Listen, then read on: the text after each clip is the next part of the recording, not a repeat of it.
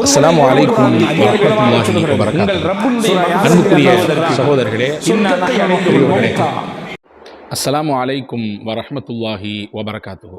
அன்புக்குரிய சகோதரர்களே, நிறைய சகோதரர்கள் நம்முடைய வீடியோக்களை பார்த்ததற்கு பிறகு தொடர்ச்சியாக ஒவ்வொரு நாளும் நாங்கள் தொழுது முடித்த பிறகு என்ன மாதிரியான துவாக்களை எல்லாம் கேட்கலாம் என்ற ஒரு பட்டியல் தாருங்கள் என்று கேட்டுட்ருக்குறாங்க அவங்களுடைய கமெண்ட்ஸ் பாக்ஸில். நான் ஒரு 3 துவா சொல்லித் தருகிறேன். இந்த 3ம் திருக்குர்ஆன் அங்கீகரிக்கக்கூடிய அதி அற்புதமான துவாக்கள். அதை நாம் ஒவ்வொரு தொழுகைக்கு பிறகும் கேட்பது சிறப்பு.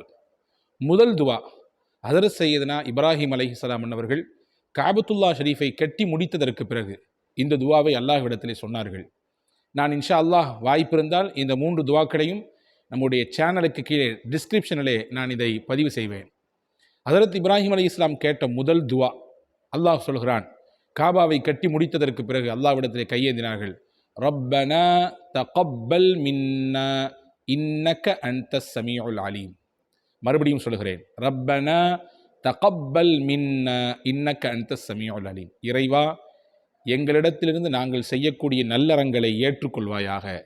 நீ செவியேற்பவனாகவும் எல்லாவற்றையும் அறிந்தவனாகவும் இருக்கிறாய் என்பது இதனுடைய பொருள். இது இப்ராஹிம் அலைஹிஸ்ஸலாம் ஓதிய பிரார்த்தனை. இரண்டாவது, ஹஜ்ஜினுடைய கிரிகைகள் எல்லாம் முடிந்ததற்கு பிறகு 2 விதமான சாரார்கள் 2 விதமான துவாக்களை கேட்பார்கள். அந்த இருவரில் யாருடைய துவா மிகச் சிறப்பானது என்பதை அல் குர்ஆனிலே பக்ரா என்கின்ற அத்தியாயத்திலே சொல்கிறான். நல்லோர்கள் எப்படி கேட்பார்கள்? அந்த துவாவுதான் நாம் ஒவ்வொரு நாளும் எல்லா துவாவிலும் பங்கெடுக்க செய்ய வேண்டிய முக்கியமான துவா. வல்லதீன யகூலூன மின்ஹும் وَمِنْهُمْ مَنْ يَقُولُ رَبَّنَا آتِنَا فِي الدُّنْيَا حَسَنَةً وَفِي الْآخِرَةِ حَسَنَةً وَقِنَا عَذَابَ النَّارِ. இறைவா, எங்களுக்கு துன்யாவிலும் ஆகிராவிலும் இம்மையிலும் மறுமையிலும் நல்லதை மட்டுமே தருவாயாக. வகினா அஸாபன்னார், நரகத்தினுடைய கொடிய வேதனைகளிலிருந்து எங்களை காப்பாற்றுவாயாக. இப்படித்தான் துன்யாவிலும் நல்லதை கேட்பார்கள், நாளை மறுமையிலும் நல்லதை கேட்பார்கள். இவர்கள் செய்யக்கூடிய இந்த பிரார்த்தனை தான் மிகச்சிறப்பானது என்பதை அல் குர்ஆன் நமக்கு கோடிட்டு காட்டுகிறது. இது 2வது துவா. இதையும் நீங்கள் கவனத்தில் வைத்துக் கொள்ளுங்கள். 3வது நாம் கேட்க வேண்டிய மிக முக்கியமான துவா, குர்ஆன் இன்னொரு இடத்திலே சொல்லித் தருகிறது. எல்லோருக்கும் மிக மிக அவசியமான ஒன்று, தேவையான ஒன்று. சொல்லப்போனால் அதற்காக வேண்டிதான் நம் வாழ்க்கையினுடைய பெரும்பகுதியை நாம் செலவழிக்கிறோம், உழைக்கிறோம். ஆமாம், குடும்பம், மனைவி, மக்கள், சொந்த பந்தம், உறவுகள், இவர்களையெல்லாம் அரவணைத்து கேட்கக்கூடிய ஒரு துவாவை குர்ஆன் சொல்கிறது.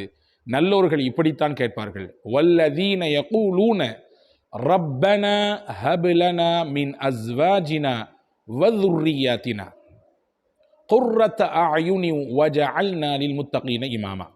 யா அல்லாஹ், எங்களுடைய பிள்ளைகளையும் எங்களுடைய மனைவி மக்களையும் எங்களுக்கு கண் குளிர்ச்சியாக ஆக்கி வைப்பாயாக. வஜஅல்னா லில்முத்தகீன இமாமா, இறை பக்தியாளர்களுக்கு எங்களை நீ வழிகாட்டியாக, முன்மாதிரியாக, முன்னுதாரணமாக ஆக்கி தருவாயாக என்ற துவாவை நல்லோர்கள் கேட்பார்கள். இது குடும்பம் சார்ந்த துவா. குடும்பம் அமைப்பு சீர்பெற்று வருமையானால் மனிதனுடைய முக்கால்வாசி பிரச்சனை தீர்வுக்கு வந்துவிடும். இப்படி நல்லோர்கள் கேட்பார்கள் என்று குர்ஆன் சொல்கிறது.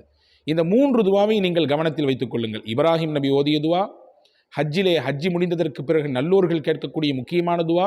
3வது, முத்தகீன்கள் நல்லோர்கள் அல்லாஹ்விடத்திலே குடும்பம் சார்ந்த விஷயத்திற்காக கேட்கக்கூடிய துவா. இந்த 3 துவாவையும் நீங்கள் மனனமிட்டு எல்லா தொழுகையிலும் ஓதி வாருங்கள். இது ஒன்று. அரபி எங்களால் மனனம் செய்வதற்கு சிரமமாக இருக்கிறது என்று நினைக்கக்கூடியவர்கள் தமிழிலேயே உங்களுடைய பிரார்த்தனையை அல்லாஹ்விடத்திலே முன்வைக்கலாம்.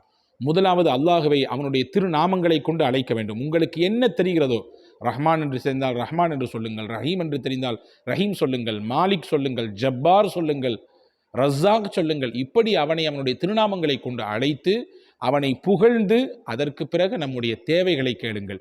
நம்முடைய மன்னிப்பை அல்லாஹ்விடத்திலே சமர்ப்பியுங்கள். தௌபா செய்கிறேன் என்று சொல்லுங்கள். அதற்கு பிறகு உங்கள் கஷ்டங்களை அல்லாஹ்விடத்திலே சாதாரணமாக ஒருத்தட்ட உட்கார்ந்து பேசினா எப்படி நீங்கள் அவர்கிட்ட முறையிடுவீங்களோ அந்த மாதிரி அல்லாஹ்ட்ட முறையிடுங்க. உங்களுடைய சந்தோஷத்தை சொல்லுங்கள், உங்களுடைய தேவைகளை சொல்லுங்கள், உங்களுடைய சிரமங்களை சொல்லுங்கள். இதுதான் துவாவினுடைய முறை. இறுதியில் முடிக்கிற பொழுதும் அல்லாஹ்வை புகழுங்கள். அதற்கு பிறகு நபிகள் நாயகத்தின் மீது ஸலவாத்து சொல்லுங்கள். எந்த துவாவை செய்வதாக ஆனாலும் முதலில் அல்லாஹ்வை புகழ வேண்டும், இரண்டாவது நபிகளின் மீது ஸலவாத்து சொல்ல வேண்டும், அதற்கடுத்து நம்முடைய தேவைகளை மன்னிப்பை கோர வேண்டும். இறுதியில் முடிக்கிற நேரத்திலே நபிகளின் மீது ஸலவாத்து சொல்ல வேண்டும். கடைசியாக அல்லாஹ்வை புகழ்ந்து அல்ஹம்துலில்லாஹ் என்று சொல்லி முடிக்க வேண்டும். இதுதான் துஆவினுடைய முறை.